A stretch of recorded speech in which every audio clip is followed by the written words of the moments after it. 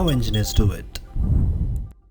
Before we start today's video, I would like to ask all my viewers to subscribe to my YouTube channel How Engineers Do It.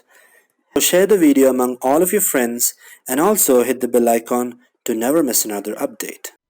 In this video, I'm going to show you how you can create a simple dynamic dashboard in Excel. Now, before I start the video, let me quickly show you what this dashboard does. Now, this is the data set which I've just created to explain in this video. So it has the different years and the different teams and the different players in the team and their salaries. Now, what the dashboard does is you can select the different teams that you would like to view the dashboard for. For example, I want to see the dashboard for Argentina, and I select that. The dashboard gets dynamically updated. Right now, let's quickly start with the video. Right now, let me create a duplicate.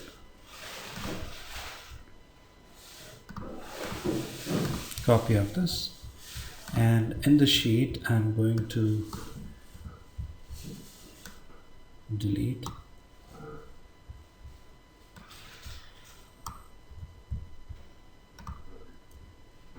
and I'm even removing the dashboard. Alright, now there is a data validation here. I'm even removing the data validation as well. Even the data validation is removed. Alright, now the first thing, when you're given a data, even this can be a question in your interview. If you are going to create dashboards in your interview, you would be given a data set and you would be asked to create a meaningful dashboard with it. You can see here the years are all different and the teams are different, and you have different players as well.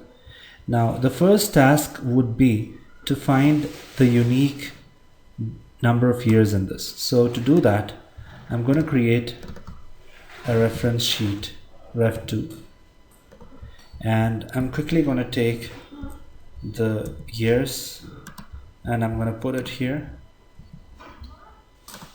and once I have this, I'm going to remove the duplicates. Okay, now we have the unique numbers. Now, by seeing this, we can make out that in that data set we have 2001, 2, 3, 4, 5. These are the different years in that. Now I'll do the same for this team as well. Control C, and here I'll go Control V, and I'll go for remove duplicates. Click on OK, and here we have the 5 unique teams which are there in the data set. Now, the next step is to write here team and create a data validation. Now I'll go for a list and I'll go for ref2 and select that 5 unique team names. Click on OK.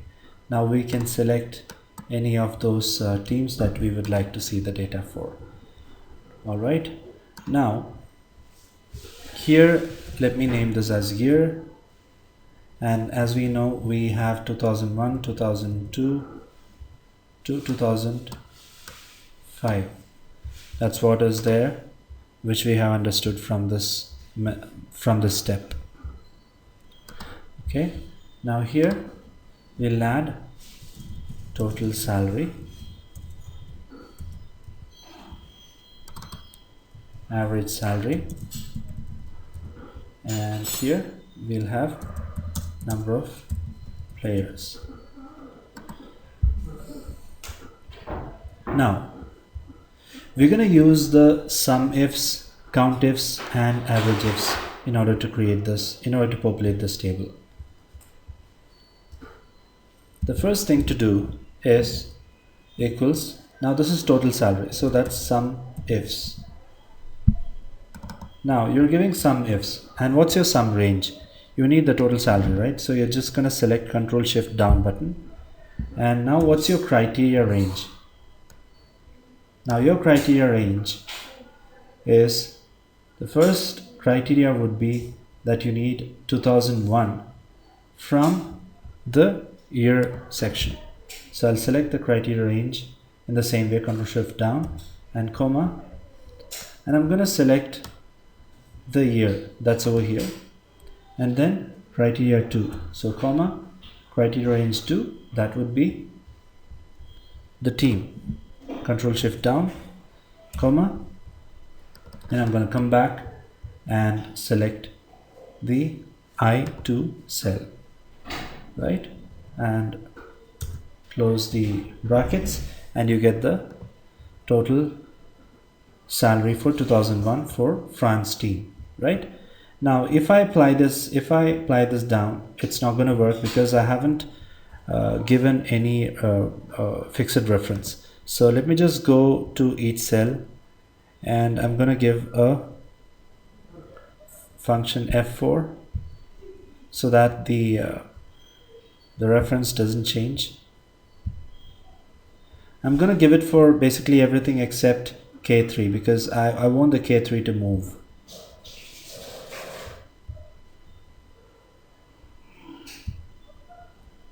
Given it for everything except K3, and I'm just going to apply it down, and it's going to work for me, right?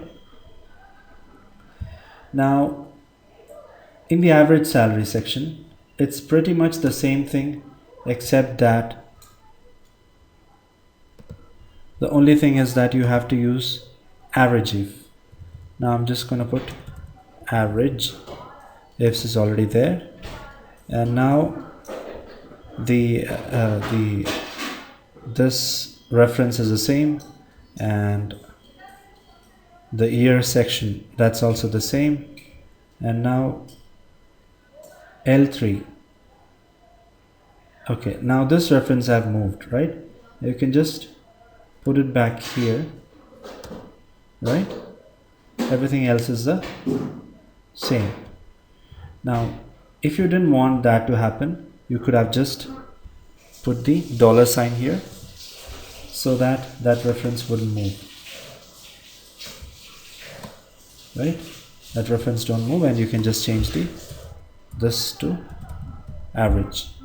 Okay, oops, we can change here to average. All right, now same way you can apply it down, and you're going to get the average salaries. Now the next one is to find the number of players with respect to the year and the team, right? Now for that you can use the countifs. And what's your criteria? Your criteria range is this one, and the criteria would be K3, and then criteria range 2, that would be from here to here, and the criteria would be again this one, right? Now let's find out what I need to fix. Now definitely I need to fix I2, no doubt about that. That's this cell, and I would have to fix all the cell references, so I'm going to fix that. I'm going to fix this as well.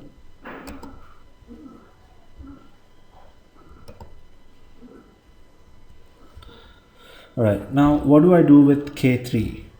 Now I can just leave K3 as it is because I want the cells to move down as I apply the formula down, right? So I'm just going to put this and move it down. Now it's also updated. Now the next thing would be to create a graph out of this. Now before we do that, let's just check if the values are changing according to the different teams. Now if I just change it, you can see that all the values are changing according to the different teams available here. Now that's successful. Now we'll just select all the whole table which we want the graph for, and go for insert and go for the graph here. Now this is a pretty basic graph, and what you need to do is you have to go right click, go for select data, and in the horizontal just click here and go for select data and select this. Now this is what we need in the horizontal, right? Yeah, and you don't need the legend entries, you don't need the years because we already have that in the horizontal. Right, now just click on OK. Now you can see there are 2 bars only. Where is the third bar? In order to find where is the third bar, you have to go to chart type and go for combo, and you can see that the third bar is selected as line. So you need a secondary axis for that to get displayed. Yeah, because you need 2 axes, because these 2 values are in terms of the total salaries, but this is in terms of the count of the players, and you need another axis to display that. Now click on OK, and you can see that your chart is developed. Now you just need to change this to whatever that you need, dashboard, and you can give this a nice formatting, for example this one, or whatever that would suit your need. Alright, so that's it, and let's see if the graph is dynamically getting updated. And let me just quickly show that. I'll just go for Argentina. You can see that the graph is getting updated. Now you can see that we started with this data set, which was not making any sense. It was all mixed values, but we finally have a dashboard where we can select the different countries, and we'll be able to see how's the trend progressing as the year went on, and what's the total salary which was given out, and what's the average salary, and what was the number of players in the team. Alright, so I hope you enjoyed this video. Thank you so much and stay tuned.